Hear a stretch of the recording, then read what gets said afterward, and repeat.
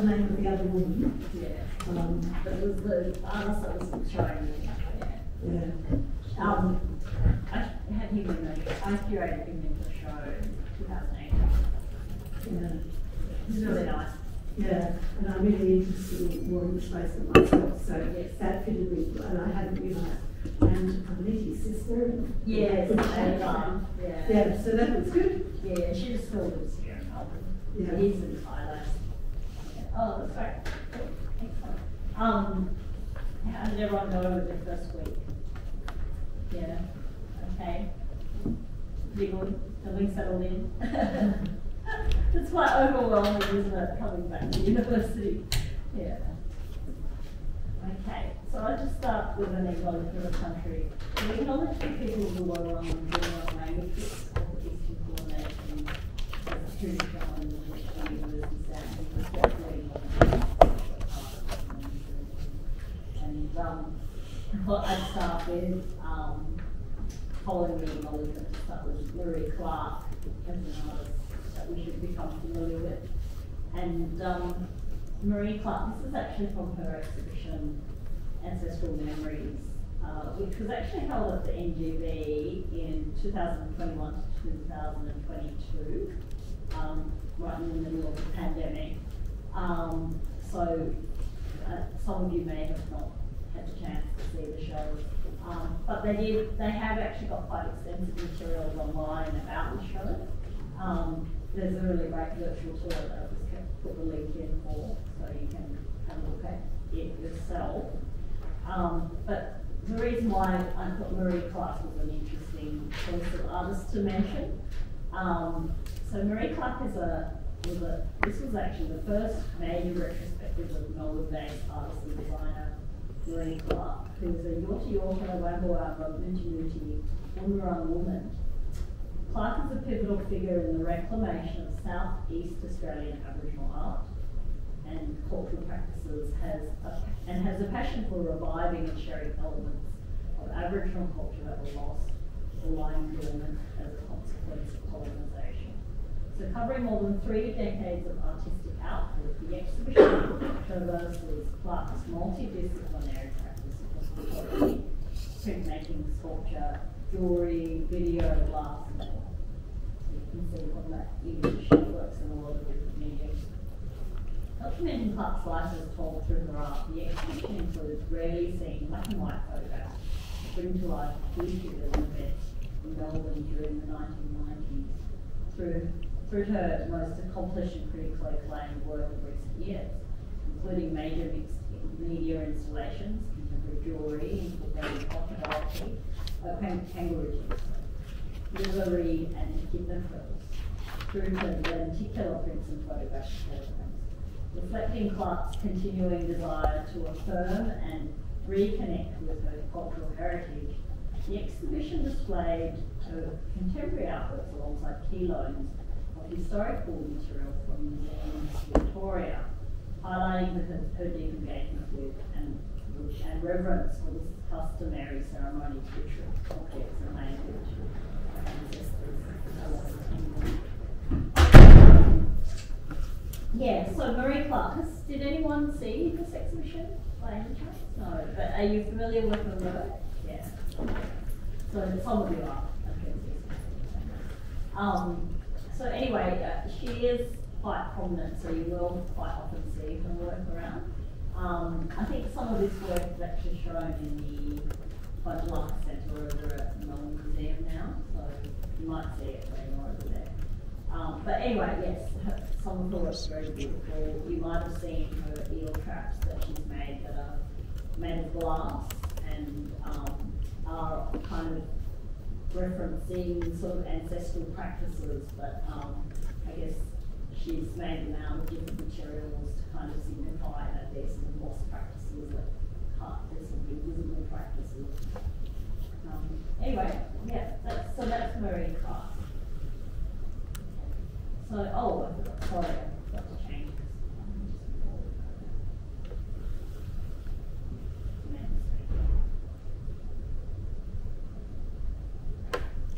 So, are there any questions or reflections from last week's class?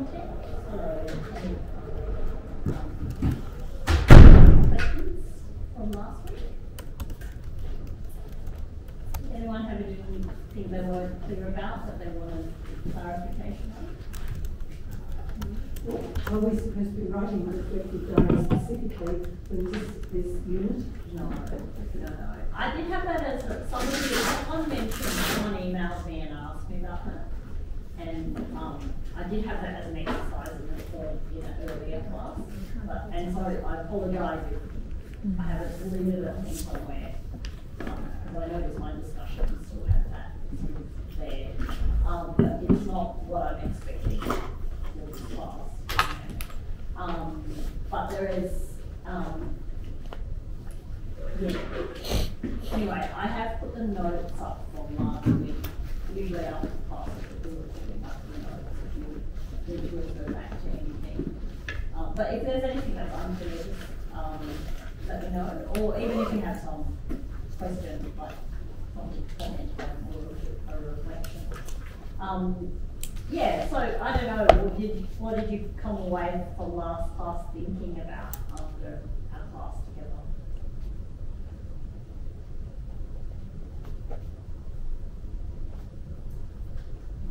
Reflections and the content.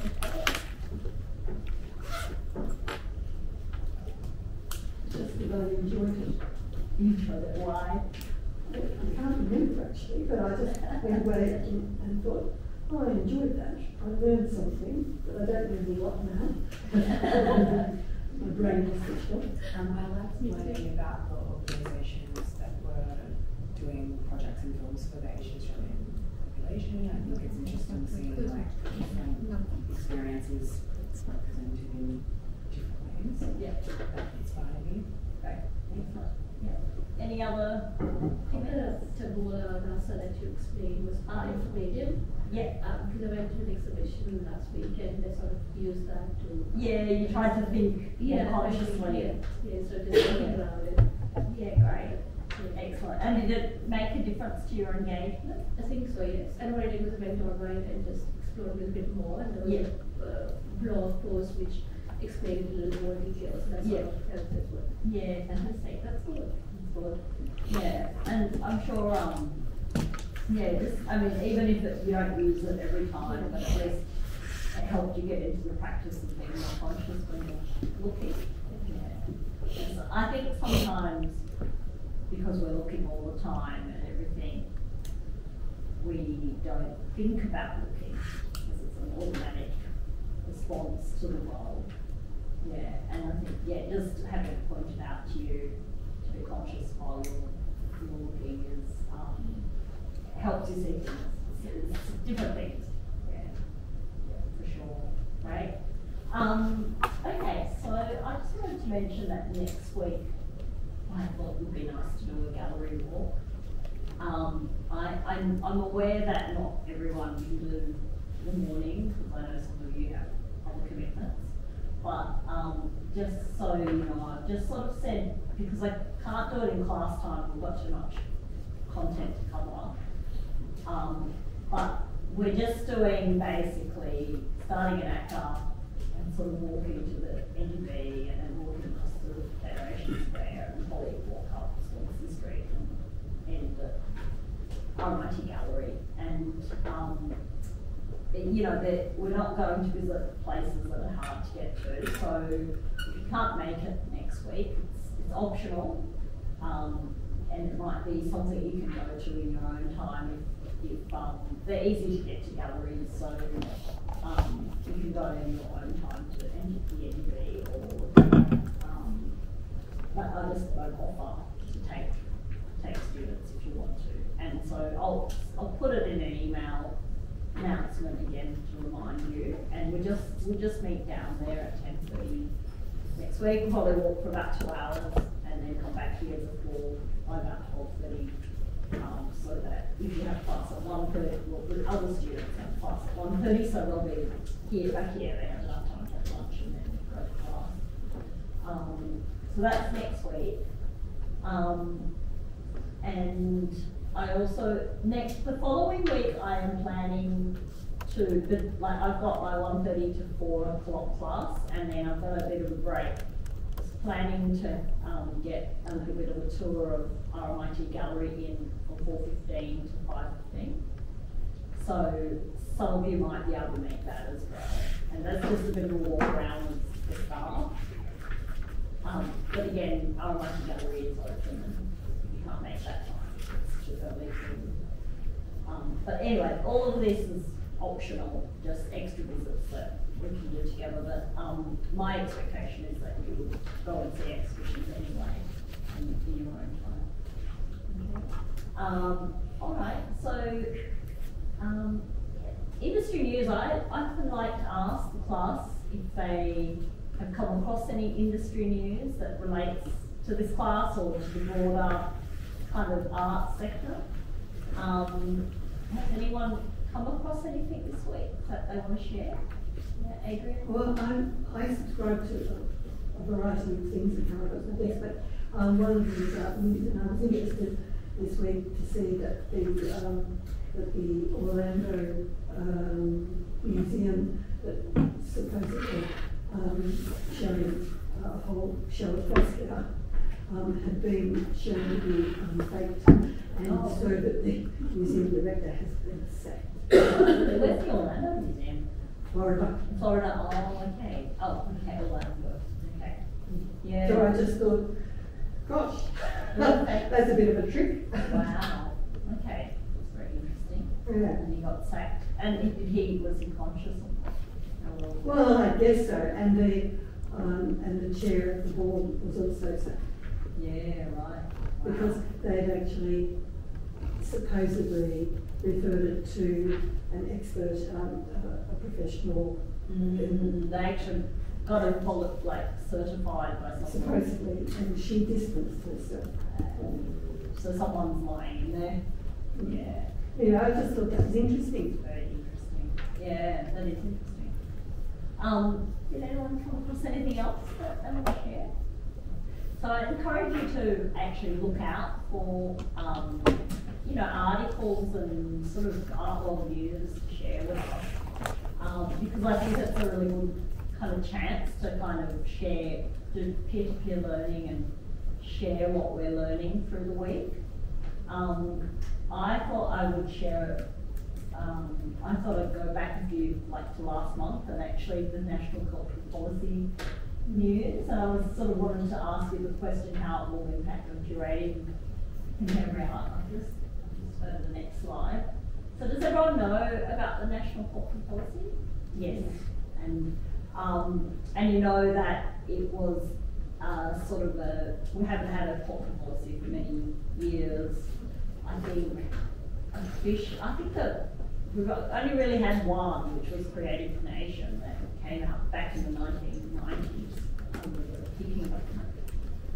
So it's been really long overdue for Australia to have another national cultural policy, and you're all aware that there was a lot of community consultation around this one, that last year the government was actually trying to get feedback from the art community to look at strategies of what the arts needs, and so a lot of RMIT put in a submission, lots of different arts organisations. NABA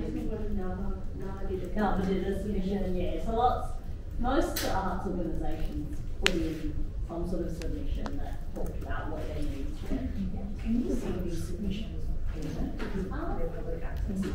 don't know if they're published on, yeah, but what they've, Oh, it's on there. Yeah. are they on the website? Yeah. Or maybe they've only put some of it on there. When I was researching a little bit about minimum wage for artists, Yeah. as well. So a lot of articles based There was, yeah. some information there.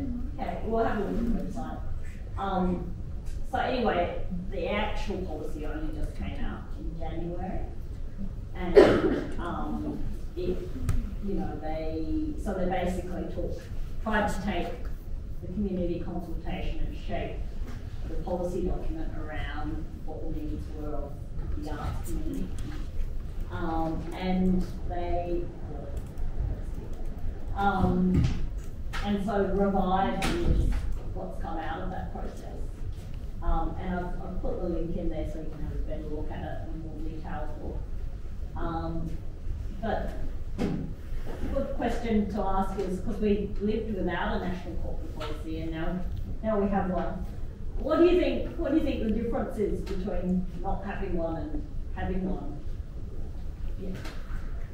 Getting money from the government in terms of grants, and then also legislation and stuff to support support artists and organisations to create more for the public to see. Yeah, and the grants thing probably was going to happen anyway because we did already have sort of the funding body, the council. But yes, maybe some of the planning and do you think that now that we have that cultural policy, it would make grants and stuff more abundant anymore? No, it doesn't necessarily mean it's more abundant. Yeah, I think it gives it direction and maybe more defined direction, and it helps guide the community in knowing what our priorities are. So actually, I wanted to read this out to you. So it actually says that the revised policy actually has 5 key pillars, and the first one is actually First Nations first. So it sort of gives you that sort of priority around First Nations voice in our cultural sector, which has never happened before. So it's quite a big milestone for Australia. And then number 2 is a place for every story. So it's trying to be inclusive, obviously, and trying to say that every different type of story is valued. And then the third pillar is calling for the centrality of the artist. So really to recognise that artists are quite vulnerable and that artists need to be kind of in the centre of that conversation, which quite often hasn't always been the case. And also, for the wider community to kind of recognise that space. Does that include every artist of all genres or colours or whatever, ethnicities, or is that still mostly focused around First Nations? No, I think every artist, centrality of the artist, supporting the artist's work and celebrating artists as creators. So I think that's every kind of artist. Yeah. And that word worker is kind of new to the creative, to the vocabulary around the artist as well, I think, because Tony Burke, who is the arts minister, has been using that rhetoric quite a lot and talking a lot about recognising artists as workers, artists that make an income, artists that can support themselves, rather than thinking of the arts as a hobby and it's only like a temporary or a part-time kind of occupation. Strong cultural infrastructure, so really looking at sort of how the arts organisations, arts managers, arts, and funding, like you're saying, policy and planning, all of that can support the activities of artists. And then engaging the audience, making sure our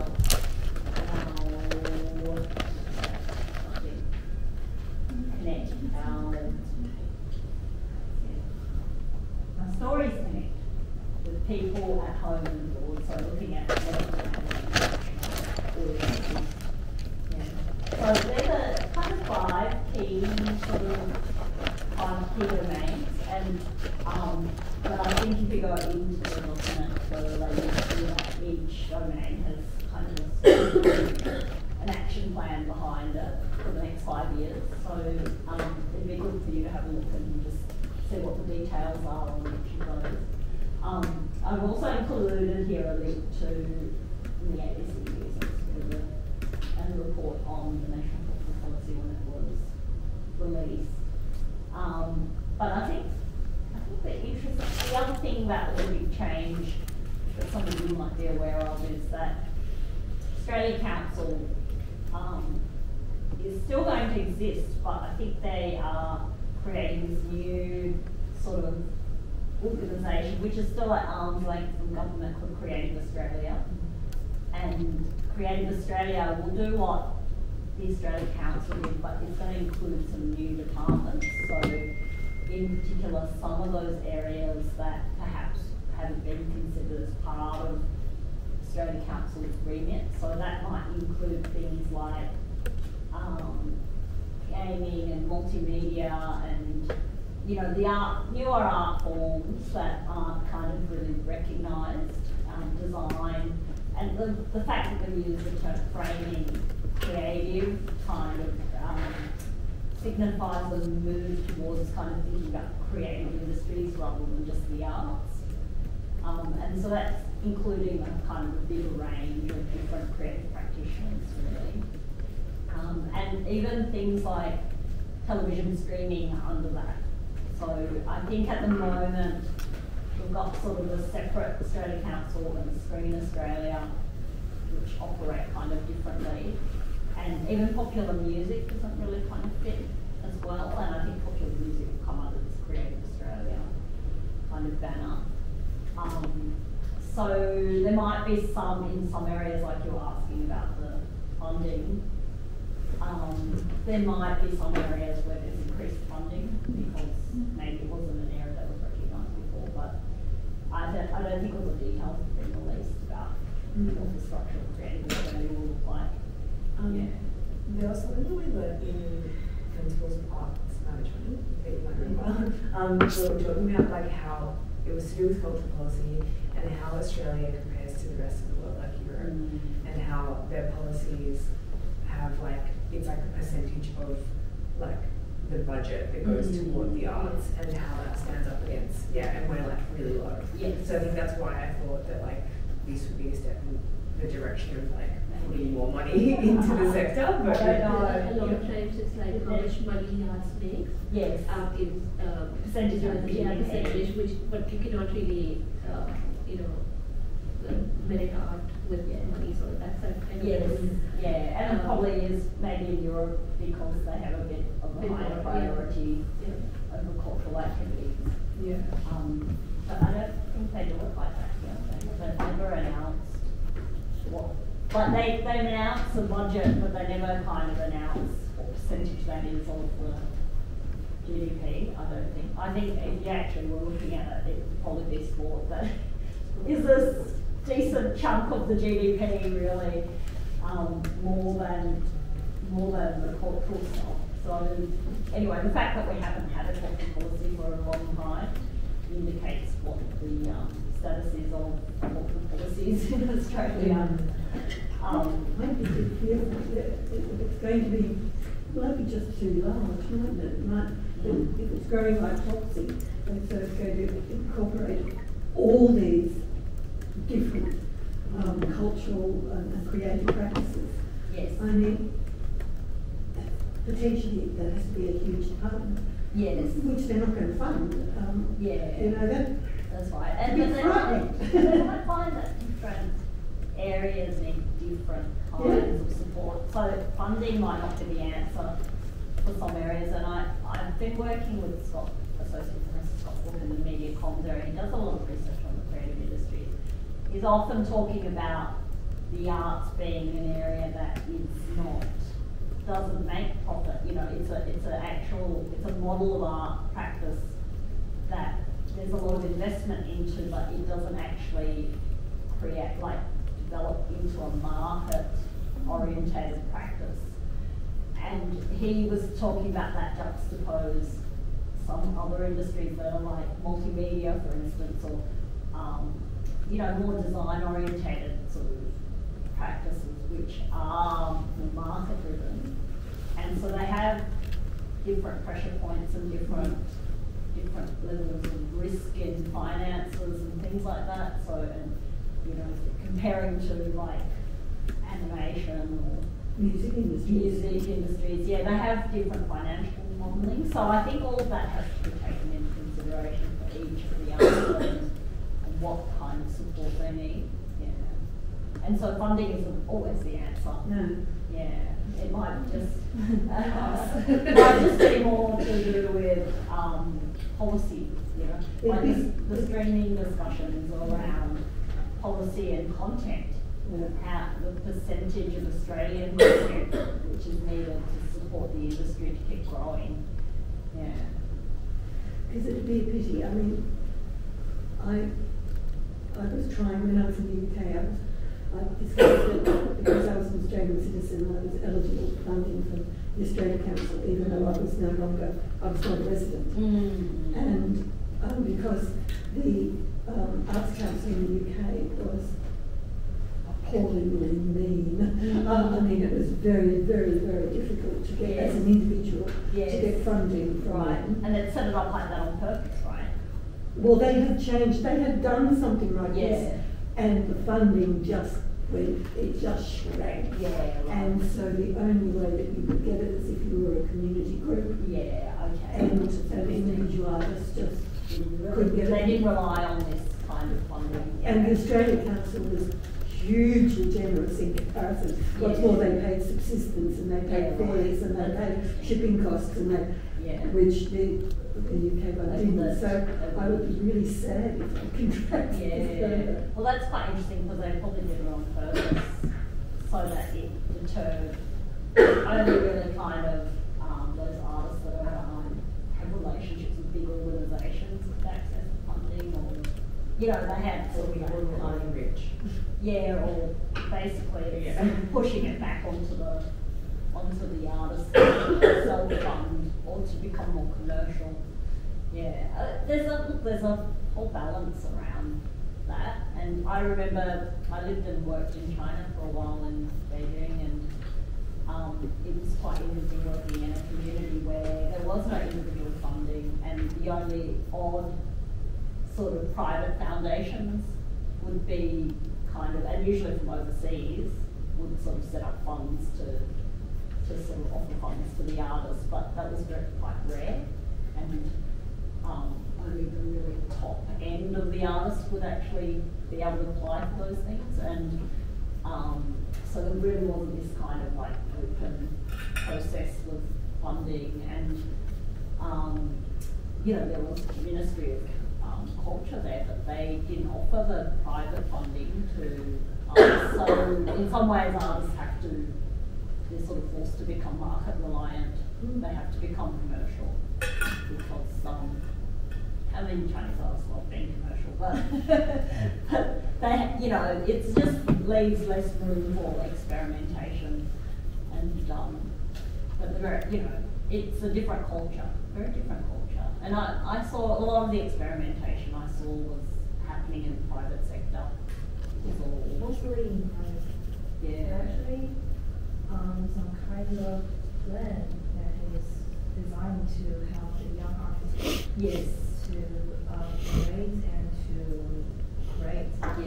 There are more and more organizations for their aims to kind of help them to For sure. I mean, there's a lot of, I mean, over there was a lot of like developers and things like that who have become wealthy from the recent like big building boom, and a lot of them were putting money back into the arts. But you know, in good self-interest of course, but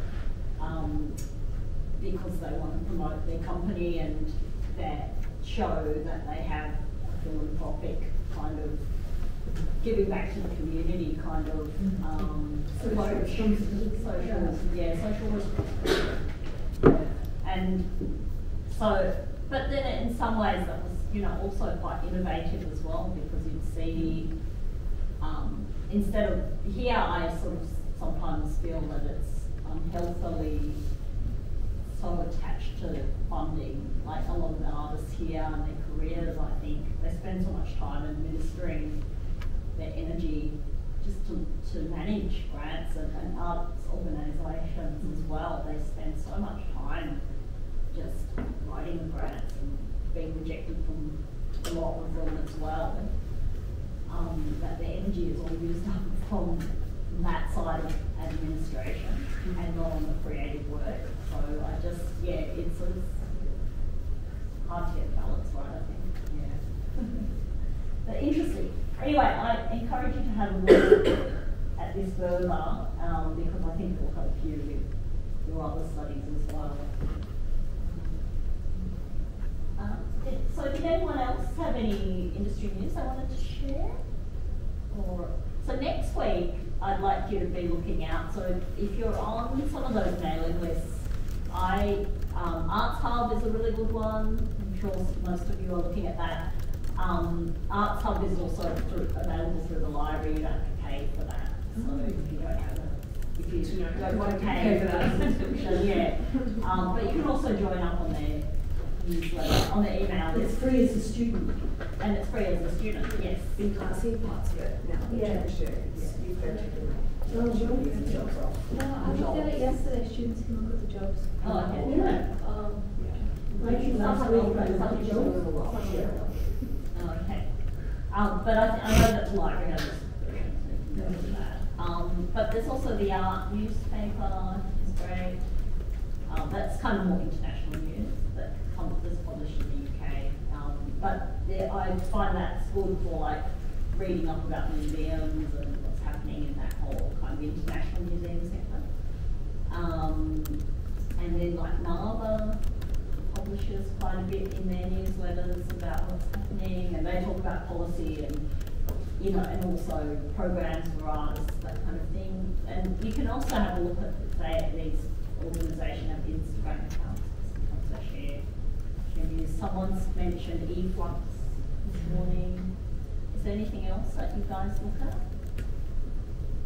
There's one in America called the Fax. Yeah. I've got a whole list of things. You've got any of them. But I'll just open it up and then I can read out some of the titles. Get back to doing. I also sign up to a lot of the visual galleries as well, and their So news updates. there is, I get things almost every day from Aesthetica, Yes. Art Content, Art Fund, Art Jobs, Art News, Art Mo, Artwork Archive, the Zine, which I'm really interested in design as well, and the Art Now. Yeah, great. So if anyone's interested, I have a collection. Yeah, You know, that I can Like you're listening to Is this this a web discussion, share? so you can just share it on Canvas. Yeah. And just I'll put it set in up. discussion. I'll set up a discussion Yeah, so page. you can just. Yeah, I'll set up a bit of a news discussion page. You can add Okay, links. you can add your links in. But yeah, they're all very useful. But it's good for you to get in the habit of looking. And I also, because there's also the Facebook arts management page, and I quite often, if I see anything that's relevant that pops up in my feed, I just share it along. And quite often, like job opportunities, all that sort of thing, I just share that on there as well. So yeah, it's On the Move is great too, because that gives you a lot of jobs, and it also gives you a lot of information about competition. and resolution. Yep. Yeah. Yep. Great. Excellent. There's some really good suggestions.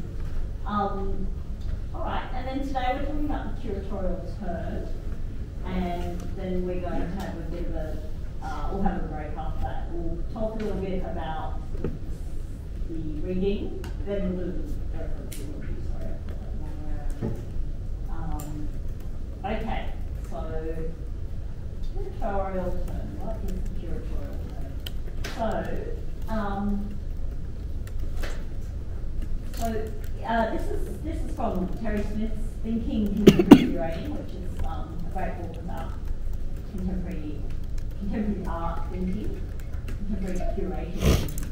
Having begun with the universal history of the art museum that holds pride and holds place in most metropolitan centres, we soon shift our gaze to the huge variety of more specialised collections: the Period Museum, the National Collection, the Geopolitical Area of the Civilization Museum, City Museum, University Gallery, the Art School Gallery, the Private Collection, the Museum of Modern Art, Single Artists Museum, the Museum of Contemporary Art, the One Media Museum, and spaces dedicated to large-scale commissioned installations. So I think why I put that quote up there is that just to sort of think about what is institutional curating, and I think there's not one way of defining institutional curating. Today there are many different institutional voices, and we've listed many examples of different ways we might encounter institutional curating. And something that Indeed mentioned there was into government galleries, which we have a lot of them in our landscape now, which actually Australia's really been going through a big building boom in terms of local government galleries. It's really, as I mentioned last week, one of the biggest employers, curators really, and curating staff.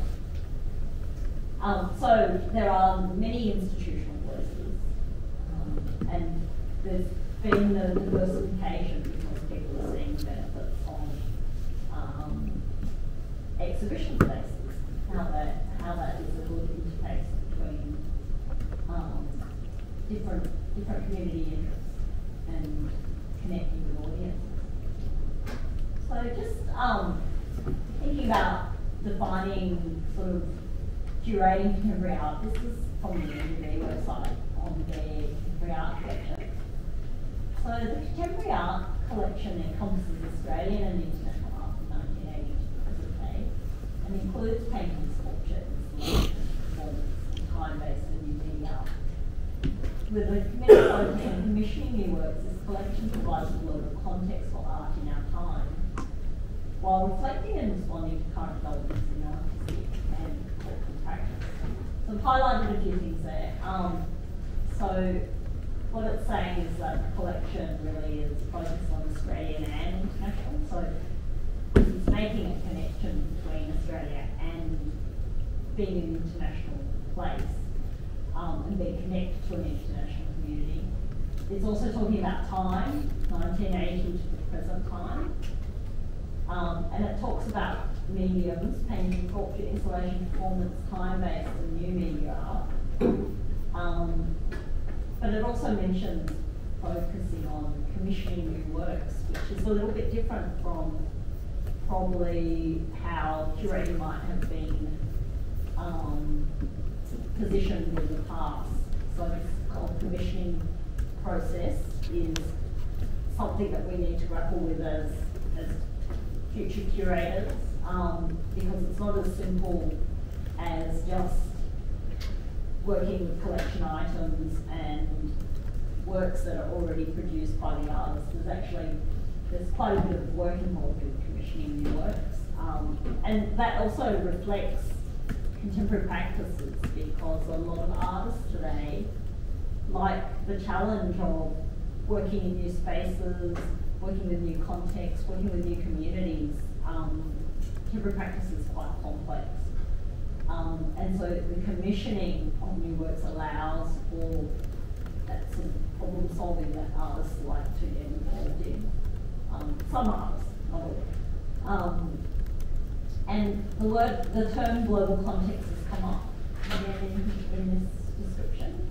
So it is thinking about Australian practices in that global context and responding to current developments in artistic and cultural practices. So really thinking about the now and how we respond to the now.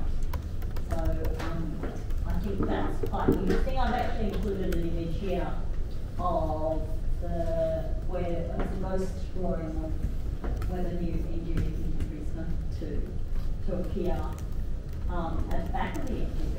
So everyone's aware of that, aren't they? Yeah.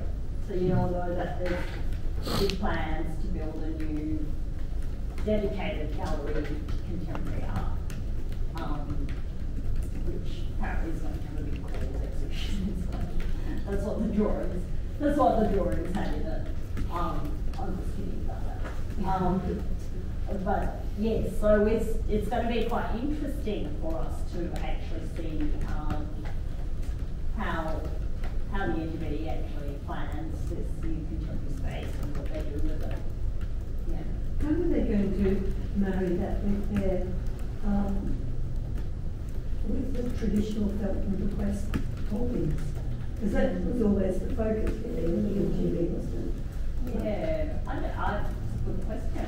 And it's something worth finding out how they got, like what they plan to do with that space and in relation to some of their, their collections and things like that. But they might be planning something. I mean, there's probably obviously enough of a contemporary art collection to be able to justify this new building. And they have $100 million from the Fox family. That's right. Goodness. Last semester for graduate music management, somebody from engineering, I don't know exactly who it was. She was talking about the. Yes. It was the word, it was the word. That was a lady, Yeah. Okay. She was from the engineering. Yeah, okay. And, yeah, the Fox, it's actually, the building's going to be called the Fox. Because the Fox family is donating a lot of money to it. Yeah. So anyway, we'll see how that rolls out, and it's going to be interesting. Okay, so just thinking about the Australian context. So museums really, the museum sector really started to change in Australia in the late 1960s, and it really was social modernisation in a very volatile period that actually created this opportunity for change, and Australia was actually really in a position of recognising itself as a more independent nation. And from this postcard you can see that this is actually a postcard from 1901 to 10, and you can recognise the building across the road, which is the State Library of Victoria. But it used to be at that time the State Library of Victoria, the museum and the National Gallery all rolled into one. So some of you might even remember that. Yes. Yeah, you can remember it. I had a friend that worked for one of my new friends, Claire Leferine, who used to work here at RMIT, but she's now a public art officer over at Maribyrnong. She worked at the NGV in the early 90s. That was her first job out of university, and she was one of the education staff there. And she told me she remembers having to go back and forth between the State Library and the NGV site. Still, by that age, they still had some of their holdings over there. I don't think they're completely now, but even back then, it was still connected. And Claire was one of the education staff members. She was also known as Artie Mouse. So on Saturdays, I think she was there entertaining children in a big mouse outfit. But anyway, yeah, I just think that's quite interesting that they were interconnected. And anyway, the NGV actually moved to the current St Kilda Road site in 1968, and at that site they started having a more dedicated collection, and then they started with a touring of exhibitions, and temporary exhibitions were starting to be planned for, which they probably couldn't do much at the site because there wasn't enough space. But the other interesting thing is I do remember the NGV before it was back in the 90s, it must have been the 90s still, it was still, before the renovation happened, because it's quite light-filled and quite, welcoming and nice to go into now. But back in the 90s, it was very dark and difficult. I remember I really liked that building when they opened up. Did you like that one? Before how it was? Before they opened it up, yeah. And I haven't been back to see the whole thing renovated. Oh, okay, you haven't. Oh, you get a bit of a shock. It looks quite. It's all. No, I did like it. It's all got a glass. I mean, they brought the light in basically. It was a very dark building before. It was just so exciting from having to go and see things in the hallways in that building that I remember when I was at school. Yes.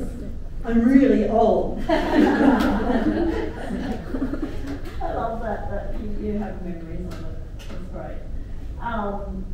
So anyway, 1975, the Australian government actually commissioned a report called the Curator report, and it was it's kind of a key report that actually assessed the state of Australian galleries and museums. And the one key recommendation they made was that Australia needed a national museum. So because of issues with sort of great social change, Australians were really, and becoming more independent, there was a lot of questioning about the Australian identity, and the report recommended a national museum to kind of try and be able to recognise some of those national narratives through curatorial planning.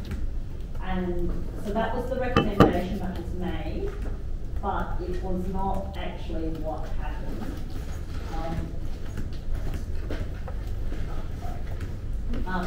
It wasn't actually what happened because the next government that came in, so that was done in 1975. The next government that came in the 80s, which was a different government, a Labor government, they actually didn't agree with this idea of building a national museum because they didn't want to play into nationalism and national rhetoric. So that report got shelved actually. And then it wasn't until the 1990s that some of the recommendations in that report were revived by the Howard government. And the Howard government was very supportive of the idea of a national museum. And what happened was that the museum that actually came out of that process was the National Museum of Australia in Canberra. You've seen that.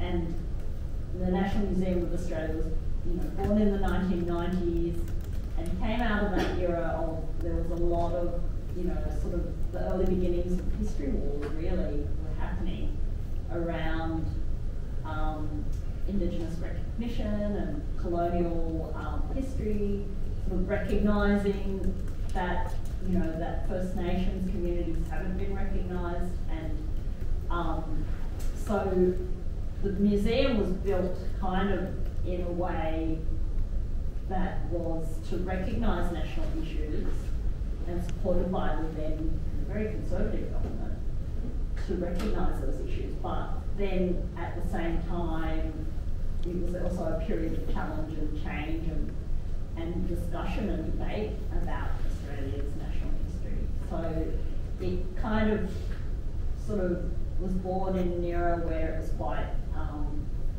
a difficult era for it to happen in. So I'll tell you a little bit more about that. Can I just ask, what happened? I mean, 1972, with Gofford coming in and did the cultural policy, and the fact he purchased Coles, $1.3 million. That was controversial too. Yeah. Oh, hugely controversial. And that was bought as the nest egg almost of the national. Yes. A national museum. I was reading about how valuable that painting is. Yeah, like more than 1.3 million. Yeah. Like millions. Yeah. Yeah. But so what did they do? Because I originally saw that when it was first purchased, I saw that at ANU when I lived in Canberra. Yeah. So what did they do with that collection? That tiny little collection they started. Did that just stay at ANU? Oh no, I think it's in the National Gallery. Well, it is now. Yeah. But if the National Gallery had been shelved. Yeah. Oh no, this is the National Museum of Australia. So a different project. Oh right. The National Museum had more of a social history focus. Oh sorry. Yeah. Right. Yeah. And so there was an art. I was confused. Yeah. So Blue Bowls was for an art collection. Yeah. An art collection. So yeah. So that would have just remained in the collection. Right. Okay. Sorry for interrupting. No, that's all right. That's all right. And it's good that you remember that though. So anyway, So what happened so Curator developed out of the institutional museums framework. So art museums began to become independent libraries and natural science collections in the 1960s in Australia. So NGV moved to St Kilda Road. Later on, the Melbourne Museum was built. That didn't happen until the Kennett era, so the 1980s, early 1990s. And then, so that collection moved out of the library as well. But artists' practices began to change in the 1960s, and so I've put there what social evidence are driving this change, and I think I sort of mentioned a few things. What do you think was happening in Australia at the time that was really kind of modernising Australia? Vietnam War. Vietnam War, yeah, that's the one. thoughts? Sessions. To interrupt, can I just cover on Oh, yes. So Vietnam War, anti-war protesting. What else was happening at the time? Some of you would have done art history, would remember. I've got a bit of a list. So the Vietnam War, anti-war, the anti-war movement. Well, I've got baby boomer generation emerge. So after World War II, we had a new generation that was born and had a very different voice from their more conservative parents.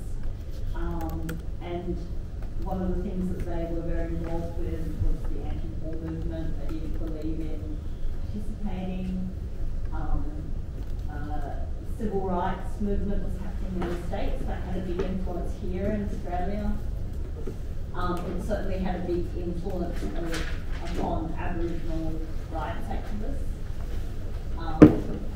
Feminism, of course, second wave radical feminism, and of course the bigger counterculture movement, and of course increasing globalisation. So Australia there was mass migration at that time, and international air travel was becoming incredibly affordable and it's more common.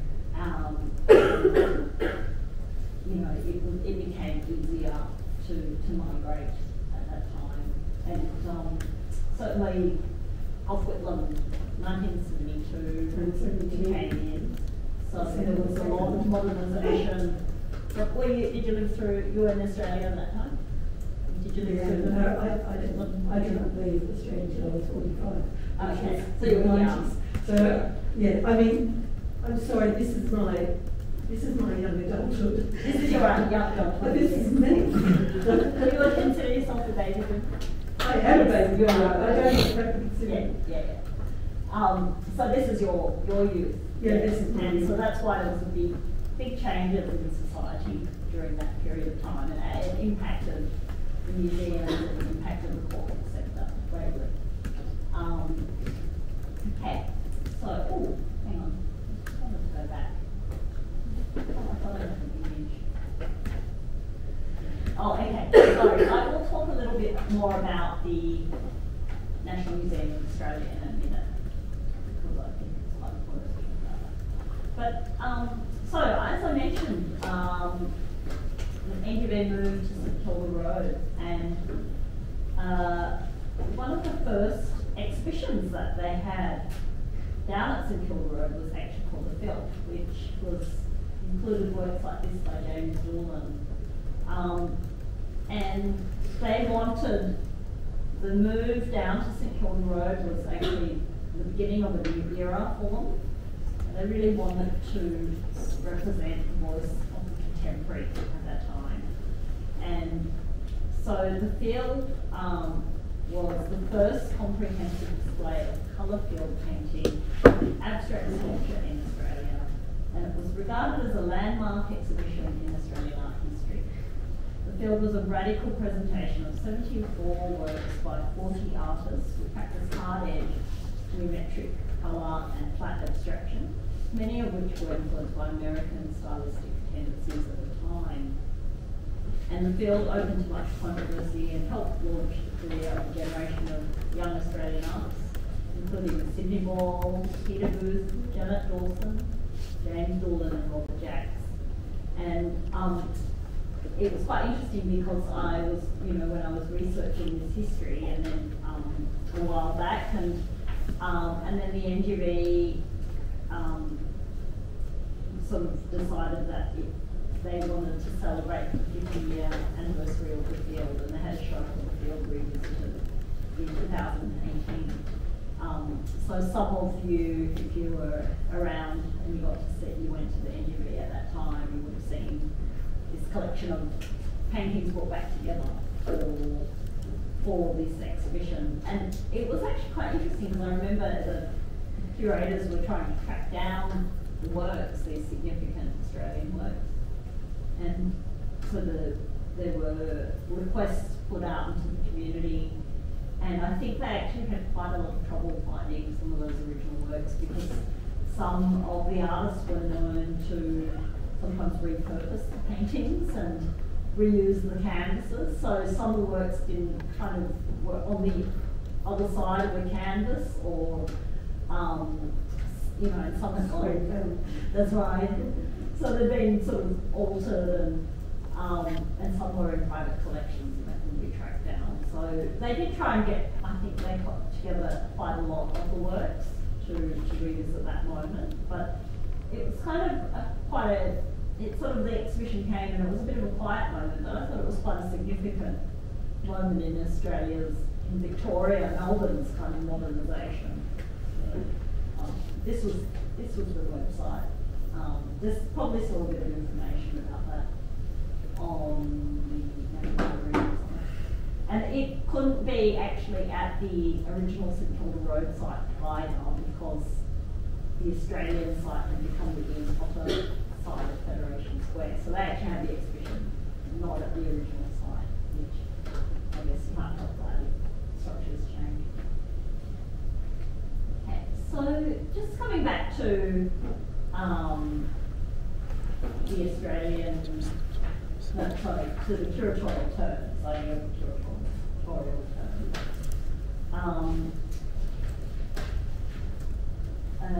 So this is following on from the reading actually. I think our generation, we thought that we could demystify the role of the museum, the role of the curator and the collector, and the production of the artwork, for example, how the size of the gallery affects the production of art. It is in that sense, we tried to demystify the physical structure of the art world. So he's reflecting back on his career, following an art academic, on his career back in the 80s. But just thinking about how he, as a younger artist, they wanted to unpack what the art world was about, understand the structures of power, and understand, you know, really kind of break it down and understand how things work together. And so from that quote, what I'm understanding is that the context of curating wasn't that clearly understood by most people at that time. I think museums were a little bit mysterious. I think there was a lot of processes and things that happened inside the museum, but it wasn't that visible to the public. And I don't think the relationship between the public and the museum is like today, where museums are very accessible. They're on Instagram. We see ads for them everywhere. There's lots of public programs, and you know, individual curators come and talk to classrooms of people, and it's a very different relationship that their generation had with the museums. And so I think it's something that they wanted to understand, so that they could engage with it better as young artists.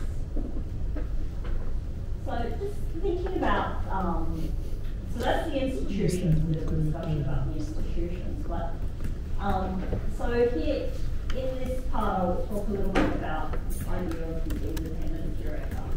And in the 1960s, we saw the birth of the independent curator. So pictured here this is Karl Raymond. He is a Swiss curator that was born in 1933, passed away in 2005. He was an artist, an art historian, trained in archaeology and journalism. And he actually curated over 200 exhibitions and helped to redefine the role of the curator as not only a selector of artworks, but a creative force as well.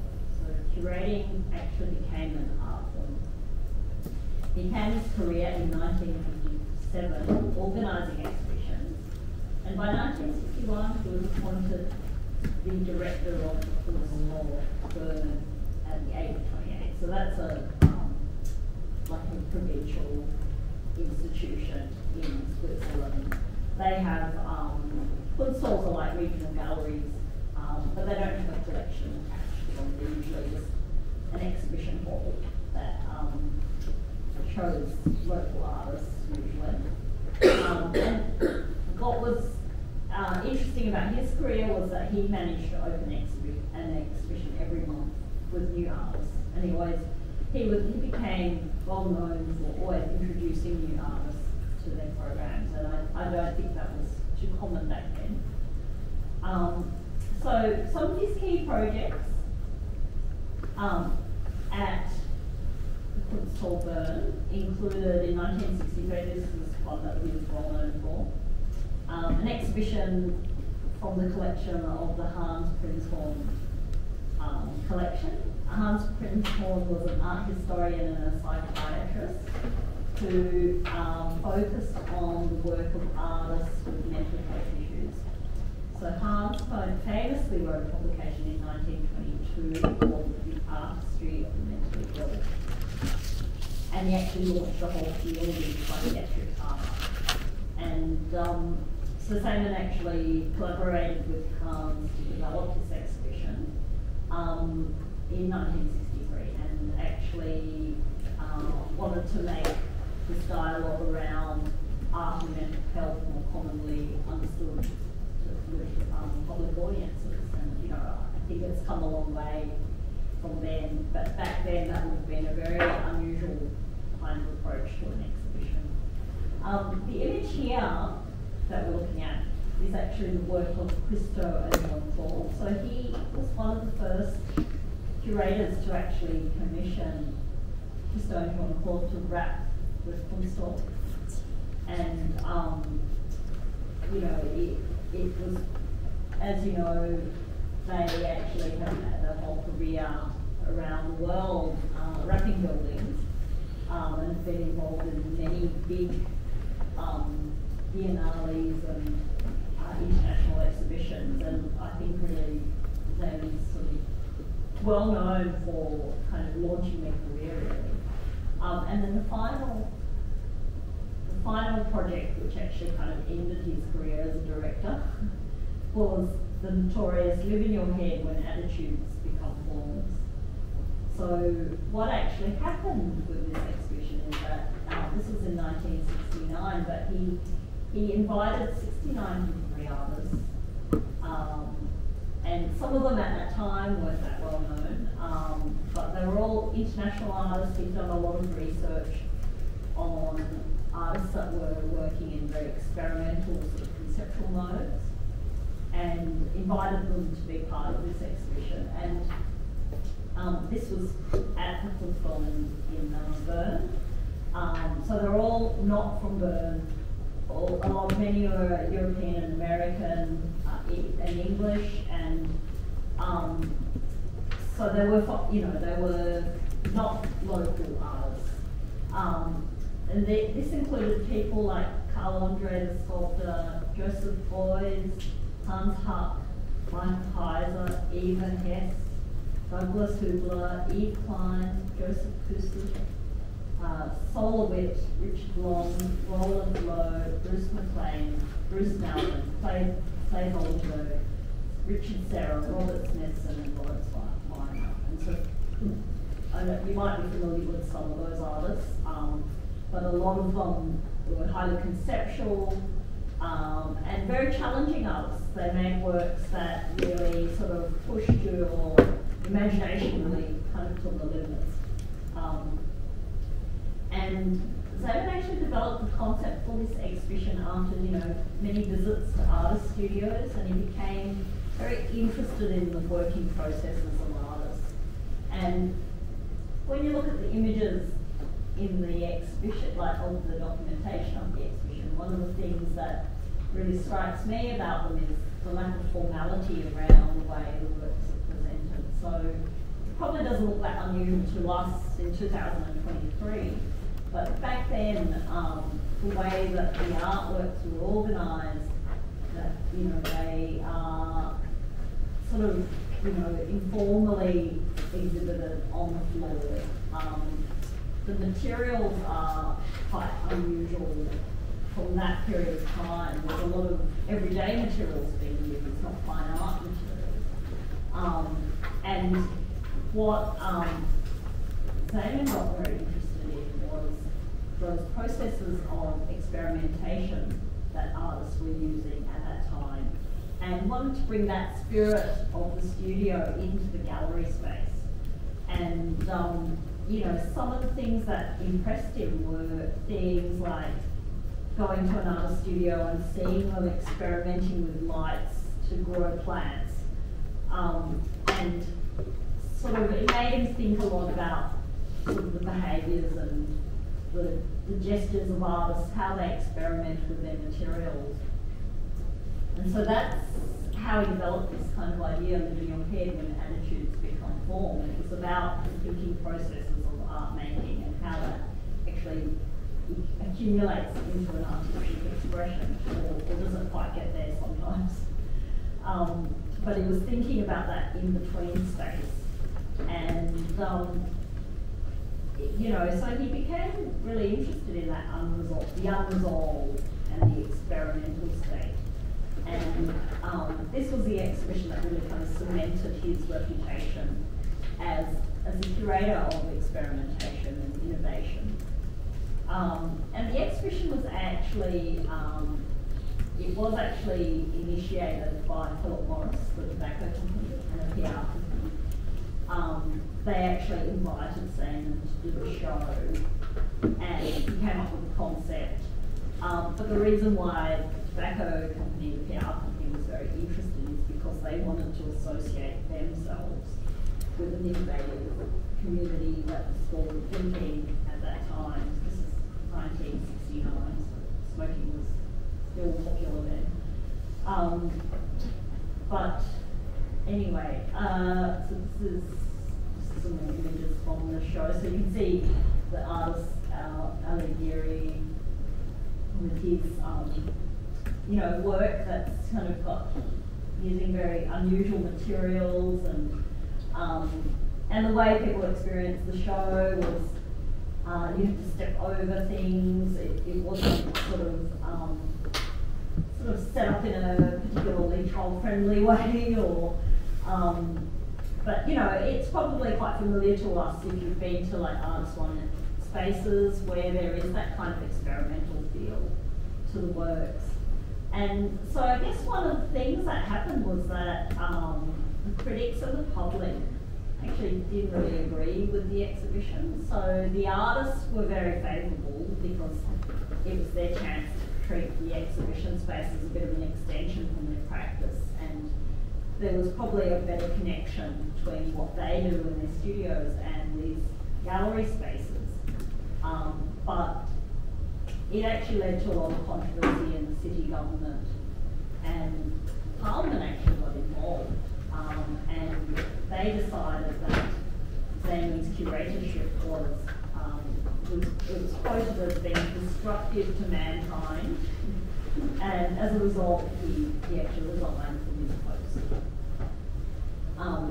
And also I think the board of the gallery was also a very local based community of artists. They felt like he really turned his back on them, and really supported the local community as well. So anyway, so that actually led to Zamenhof's formal resignation. But with his resignation actually was the birth of him as a freelance artist, as a curator, freelance curator. He actually set up his own agency called Agency for Spiritual Guest Work as a freelance curator. So that's another image. That's Joseph Beuys. Some of you might be familiar with German artist Joseph Beuys. Joseph Beuys often works with very unusual materials in his work. In that particular work, he's actually working with animal fat, and quite often used to use materials that were sort of seen as quite challenging for art exhibitions. And you know, he liked to use materials that were thought of as unpleasant to kind of really help challenge people, I guess, around what's acceptable on art material. And a lot of his work actually was very interested in ritual and ceremony and thinking about the irrational and mystical in human beings. And you might know him also very much for his very social practice orientated art, which often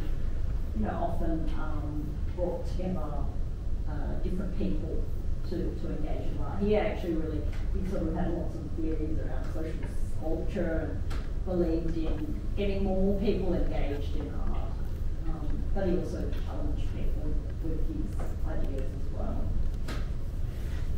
So when Zayden went into became a freelance curator, one of the early exhibitions that he organised in 1970 in Cologne was actually a retrospective looking at happening in Fluxus movements, which was, the avant-garde art scene from the 1950s to the 1970s. And so that actually, was started to really help build his independent reputation as a curator and its association with the avant-garde. What was Yoko Ono's involvement in Fluxus? Because I previously learned that she was pivotal in. Yes, she was one of the artists, I think. Yeah, particularly she was very involved with Fluxus, I think. She used to write poetry and do performances and she did like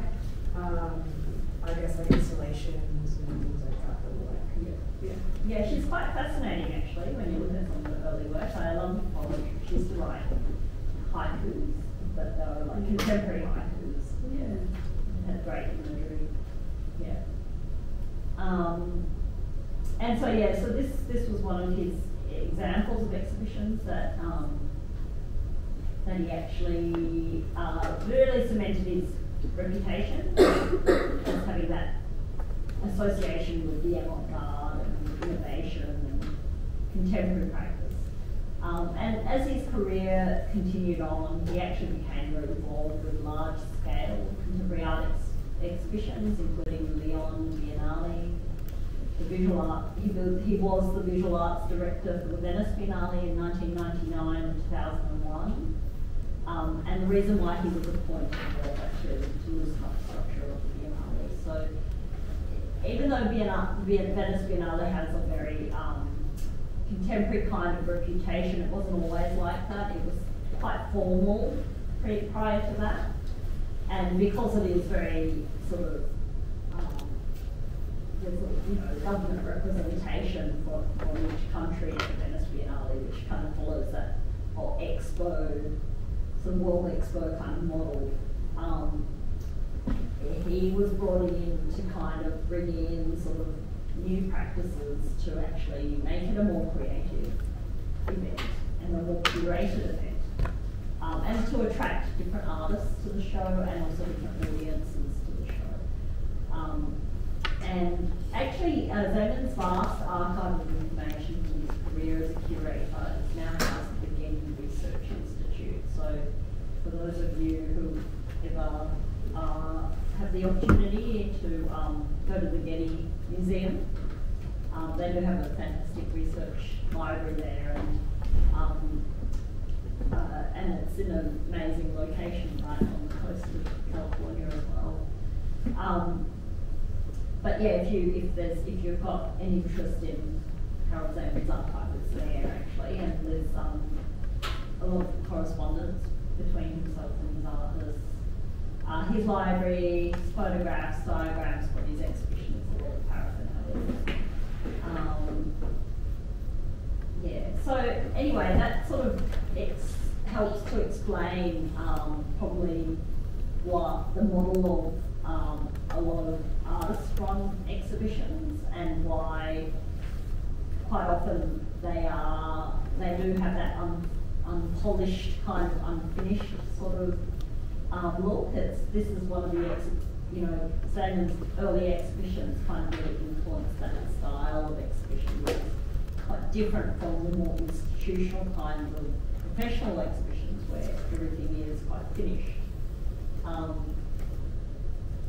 Okay, so just wanted to not sort of stepping away from the independent curator, thinking about that sort of museological context, the bigger museological context.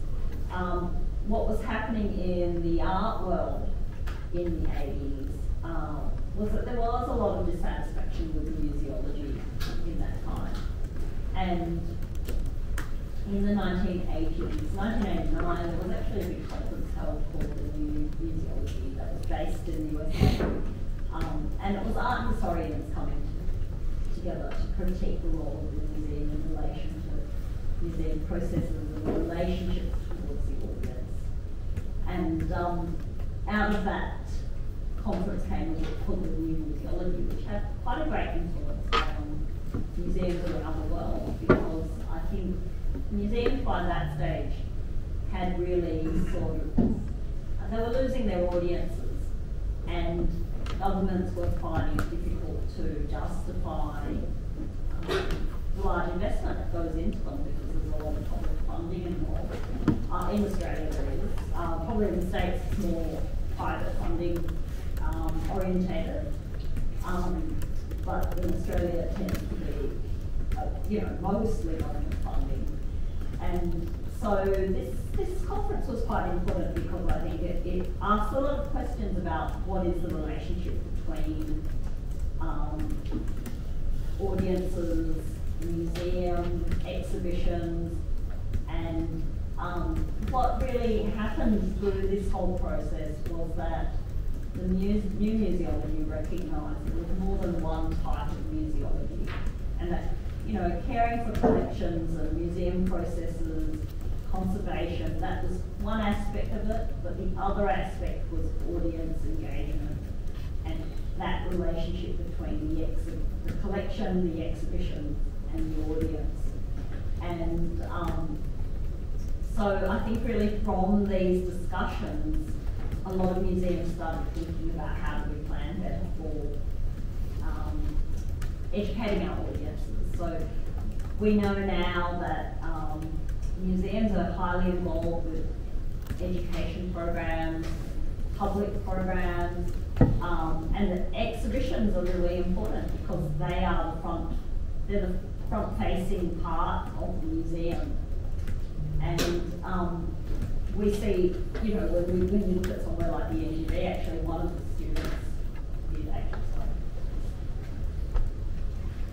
the students did actually mention to me today that had done some internship work over at the NGV, that that the education staff, the education team is huge over at the museum at the NGV, and that a lot of their income comes through that channel to keep running the programs. And at that stage in the 80s, that was still, I think the engagement side of it had not been really well thought through. So this new museology publication really kind of stimulated a lot of the conversation around that. And it is quite interesting. I've just sort of also put in there, as in the Rollbar Stenfeld the Orphan versus the Reader in 1967. So there was actually a famous essay written by Roland Barthes called Death of the Author, and he was actually talking about the death of the author and the birth of the reader. And it's kind of an essay that sort of helped people to understand that you can't just have an author, but you need to have a reader as well. So for the museum, the equivalent of that idea is that museums have a collection, but they also need an audience. And so that was sort of the moment when there was a birth of the audience, through conversations like the new museology. Okay, that's what we're talking about, what types of museology. I might just move on from that. I just wanted to come back to the new museology and the National Museum of Australia. So the National Museum of Australia, as I mentioned, is a social history museum that actually ended up being built in Australia in the early 90s, and it was under the Howard government. But it was also a period where there was a lot of the sort of history war discussions were happening, and a lot of things that about Australia's past that were unresolved were sort of being brought to light and publicly discussed for the first time. And the architects and the curators of the museum development really wanted to be up in front and ahead with those conversations. And even in the architectural design of the museum, they actually embedded a lot of the discussion into the design. And the architects actually were quite aware of the Levenstein, Daniel Levenstein's Berlin Museum, which was an empty museum, which was a Jewish museum that was to represent the Holocaust and the absence. The museum was empty for a purpose as a metaphor to talk about absence through the Holocaust. And so they were actually quoting from that architectural design, and they actually designed this museum to have an empty space in the middle too, in the front foyer section.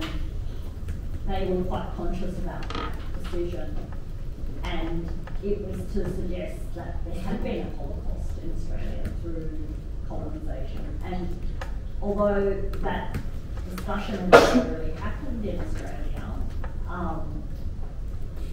it really, there was a lot of critics and there was a lot of debate about this museum even before it opened.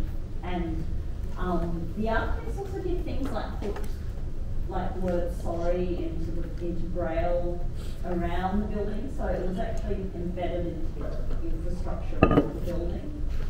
And so what actually resulted before the museum, I think, did open, and then it got shut down actually quite soon after, and was audited by a historian, the government employed a particular historian, quite a conservative one, to actually audit the museum, and they went through and made recommendations for changes in the museum. But I think the only saving grace was the fact that it had been built and it cost millions and millions of dollars, and it also was already sort of built into, like, they couldn't really change the design because the building was built, and a lot of, maybe some of the superficial signage things they could change, but there wasn't a huge amount they could do. So they sort of changed some things, maybe softened some of the key narratives that were presented. But yeah, it's a really interesting case study. The museum is still there and they're still active. It was quite revolutionary in that time as well because they didn't curate chronologically. They curated more based on themes. And for example, they had a whole Hope Gallery which focused on hopeful stories from individual Australians. And that included people like Space, who was the man that used to sign Eternity all around Sydney. They had his, images of his signature writing everywhere. But yeah, so it's an interesting case study, and the museum's still there if you ever in Canberra and you want to have a look. They retain the emptiness of the centre. I think they sort of have, but I think they sometimes put temporary exhibitions in that space. Yeah. But I don't hear much about this museum anymore. Yeah, I don't hear it being mentioned much, but I think it just had such a bad start with the controversy, and like the director got sacked as well, and I think she was a First Nations director. Like, it was quite, everything about it was quite forward thinking, and I think because the controversy was so bad, I'd actually be curious to know where she is now. Yeah. Anyway, just on the contemporary art front, I'll wind up soon. So the contemporary art sector has kind of had a bit of a different voice, and I think through that new museological phase,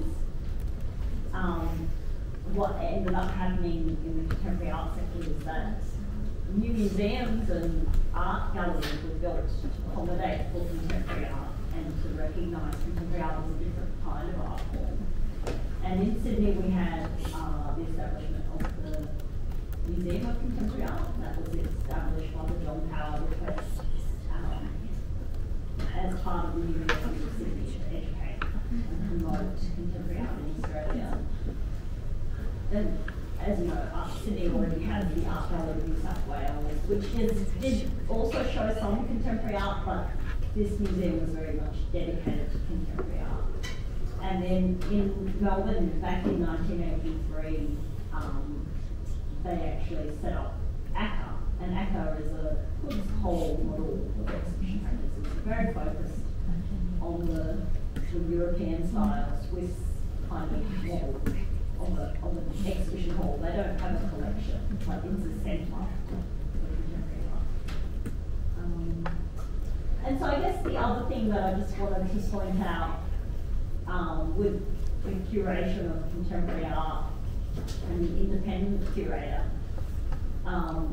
the group exhibition became something that is well known, and Paula O'Neill actually speaks about it in the reading. Since the late 1980s, the group exhibition has become the primary site for curatorial experimentation, and as such has generated a new discursive space around artistic practice. And the group exhibition runs counter to the canonical model of the monographic presentation. By bringing a greater mix of people into the exhibition, it also created a space for dividing multifarious ways of engaging with disparate interests, often with a more transported context.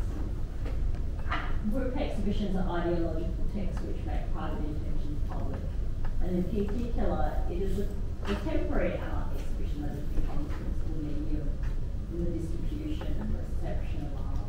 So I think what I thought that's worth mentioning and pointing out is that a lot of visual artists work very independently, and their practices, the way they're educated, is generally very solo practice. Doesn't happen the same in different art forms in the same way, and quite often artists don't.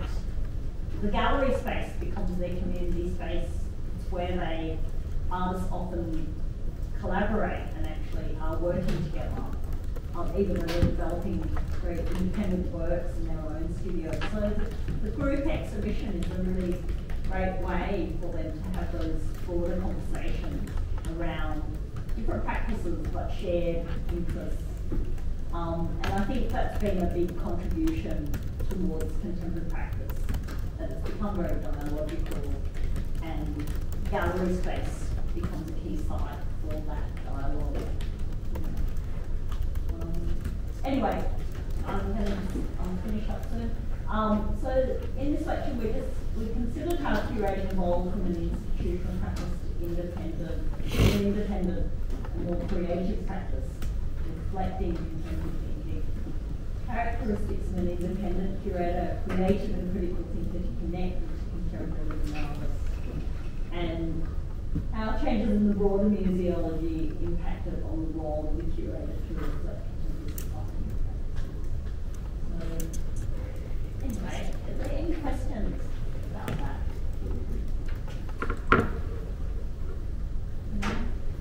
Questions, comments? Too much information. You have that. I'm going to let you have a break for 10 minutes, and then we'll come back and we'll talk a little bit about the reading and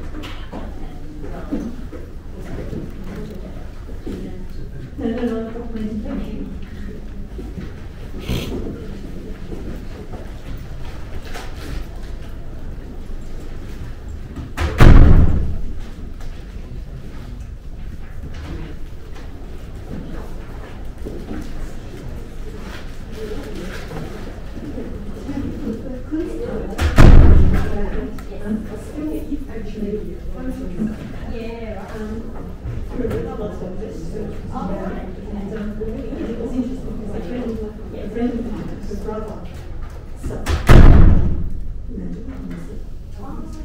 And so he was in institutions in Melbourne, and they were still encouraged to produce art.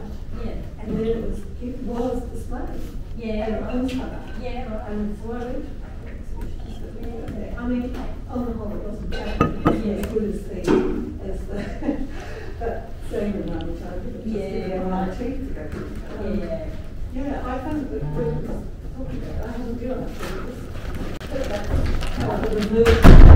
Yeah, right. And what was because obviously he got fired, so they didn't want to go in that direction. But I was just wondering what came after that. Well,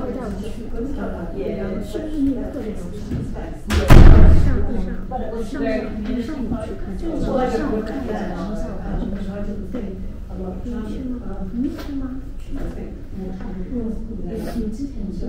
where they did have connections that were appropriate.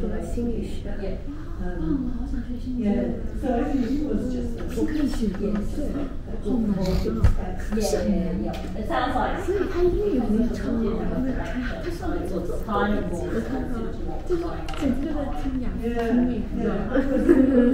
他讲的好快，我根本打不过来。 Well, actually, Dax and I have been on their place and filming, but they have a collection there.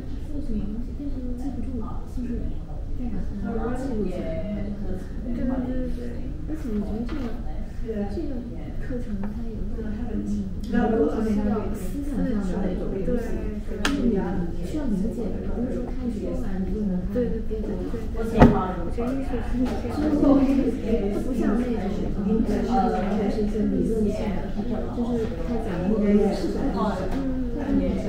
你本科学的是其实是那个艺术设计上去的时候，就是说理论这样的。 理论课经常会提，那是啥题？我在第一年然后自然不听，就是老师教给我们什么任务，我们就去做的，就只要是把那个设计做好，就很容易跟参与做作品导向。对，理论就基本上逃课的老师，Yes, all together. 而且也觉得很无聊，就觉得什么，没有那种爱好，所以当时真的然后还有这个这个为什么我们学？刚才没多久，然后就看到有点。我都觉得听得吃力。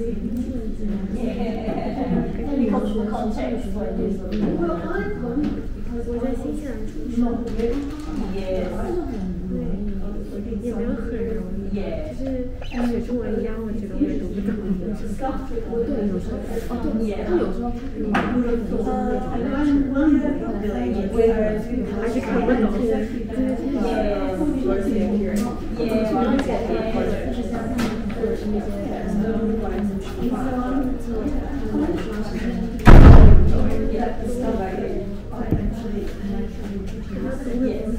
Has a period attached to it.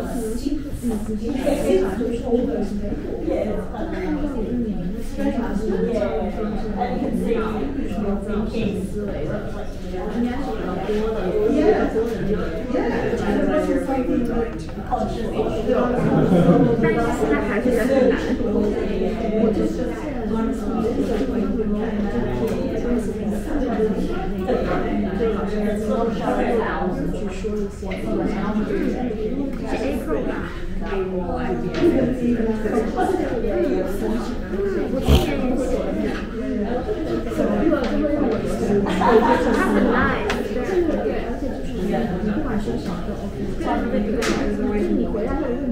I was having a conversation with another curator the other day. 不过我觉得也跟他的文化背景有关系，他是美国人，所以就是I was telling her that, finishing university, just been politics, so the Asian Australia huge things. And I said that's really the background of something like why I was personally going on this. I remember how niche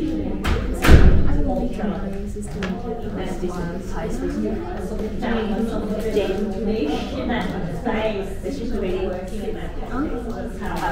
I don't know. Who is she? She's from here. And that sound like this is when I So started all of you. that I was part of, but it sounds so old now, like it's historical moment. So she changed from the master to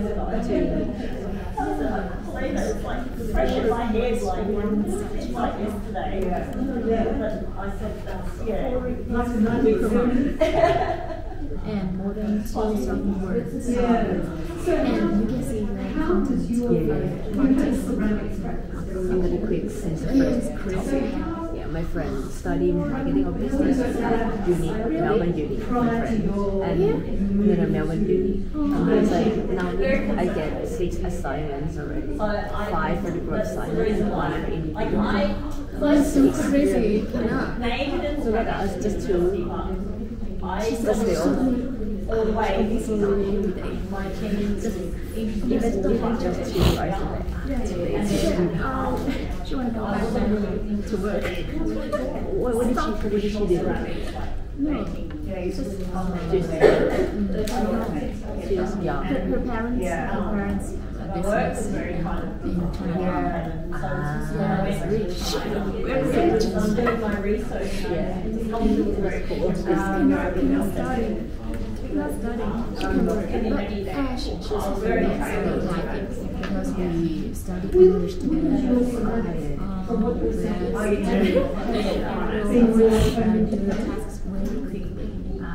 Maybe, I mean, I think Japan is a bigger sort of. I want to see her face. Does she speak Chinese? No, Yeah, she don't like. I guess I just connect to the culture. She has a Chinese family, but she don't like Chinese culture because But I'm glad you're a creature of your time. So it's like But I was very she has one brother and 3 sisters, younger sisters in the family. So this oldest sister the family, her parents were always one brother, and there's always 6 sisters, one brother. So it's like Chinese, like old Interesting. I quite like you. Yes, I like my family. They're very dry and My mama from China, and my dad Chinese, born not like everyone like the family is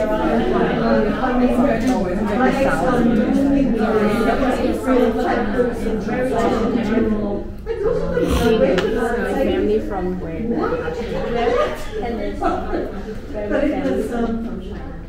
Yeah, but the actual visual and tactile aesthetic of I find totally engaged or Canton. Yes, it's the same. It's the same. In the same which is why Yeah, it is South China, but that tradition is over since my mama. That's why she's here. Yeah, so she's introverted. Hey, hi everyone. I might spend a bit of time on the discussion. Did everyone get a chance to read the reading? Yeah.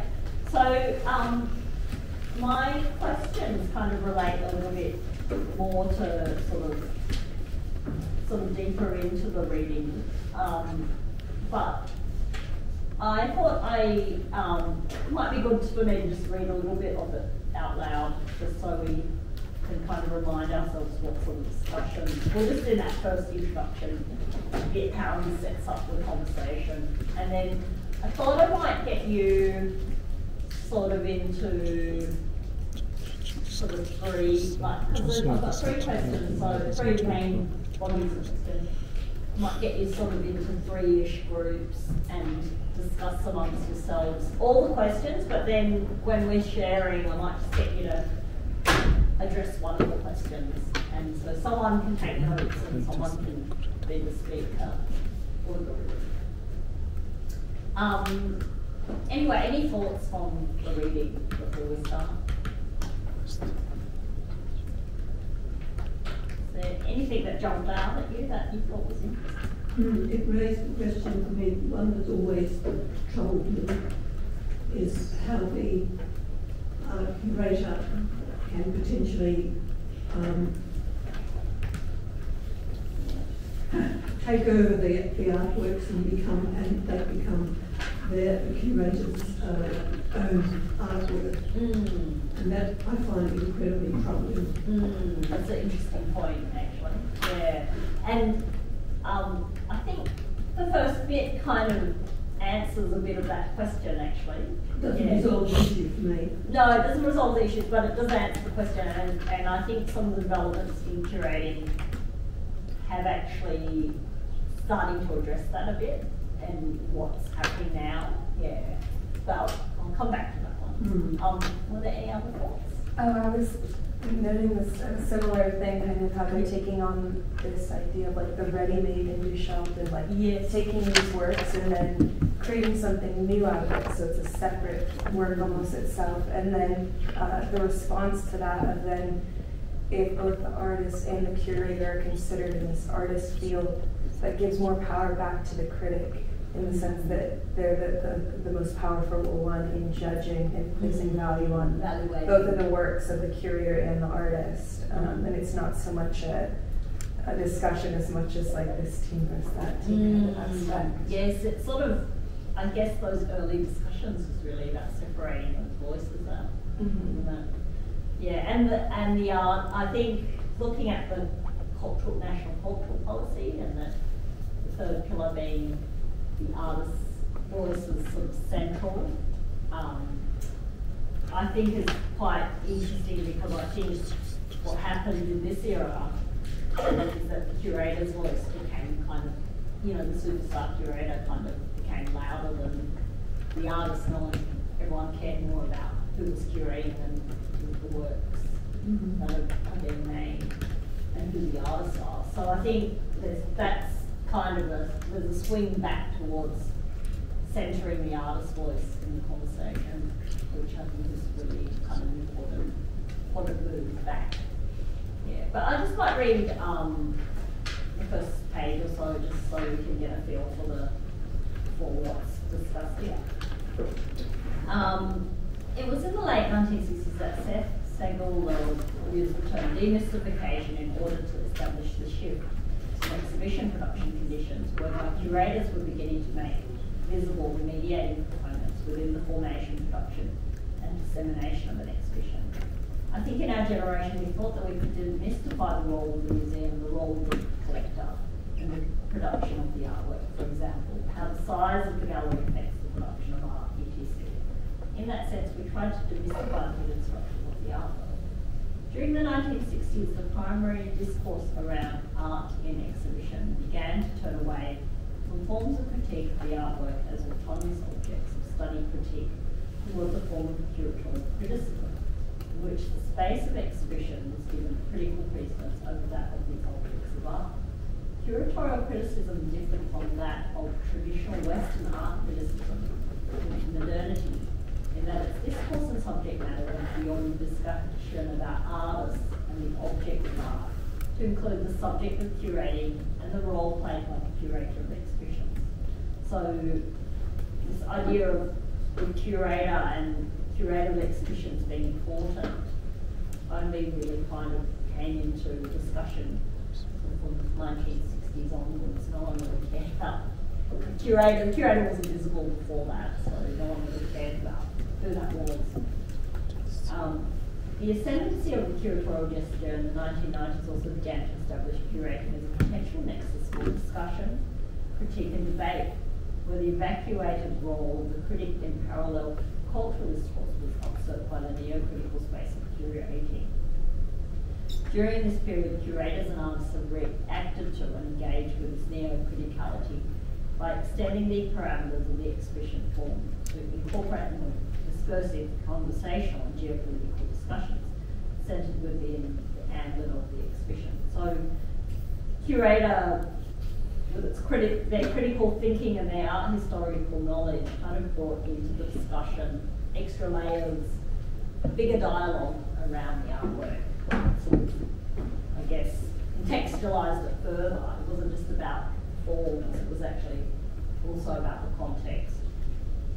The ascendancy of this curatorial gesture in the 1990s, as well as professionalisation of contemporary curating, began to establish curatorial practice as a potential space of critique. Now the neo-critical curator has observed that the evacuated place of critic. As Liam Gillett pointed out, my involvement in the critical space is a legacy of what happened when a semi-autonomous critical work started to become weak. One of the reasons that happened was curating became a dynamic process. The people you might have met before me from the past were critics, were now curators. Brightest, smartest people get involved in this multiple activity of being mediator, producer, interface, and critic. It's arguable that the most important essays about art over the last 10 years have not been in art magazines, but they have been in catalogues and other materials produced around galleries, art centres, and exhibitions. So I think that's kind of quite interesting, just thinking about the way, some of the best writing about exhibitions has come out of the actual from exhibitions rather than reflections that are published in art magazines. So that has kind of a different audience really, and it brings art writing is kind of becoming more connected to the gallery spaces under what they're talking about here. Accompanying this turn towards curating was the emergence of curatorial anthologies. Beginning in the 1990s, most of these tended to come out of international meetings between curators as part of curatorial summits, symposia, seminars and conferences, although some of them may have taken local curatorial practices as a starting point. Without an exception, they placed an emphasis on individual practice, the first-person narrative, curator self-positioning, articulated through primary interviews, statements and exhibition representations, as they attempted to define and map out a relatively bare field of discourse. So something, I just wanted to come back to that part about the international meetings and Adrian mentioning this idea that it's somewhat disturbing that the curator is presenting itself as a creator when it's basing itself around the works of other people. And I guess if you position it kind of more like someone that's like a producer, and that is their role, is to bring together artists that have synergies, I guess. But I guess what was kind of happening is they're talking about the 1990s then, and that there was a lot of discussion and debate, and curating was seen as a new role at that time. So a lot of curators at the time were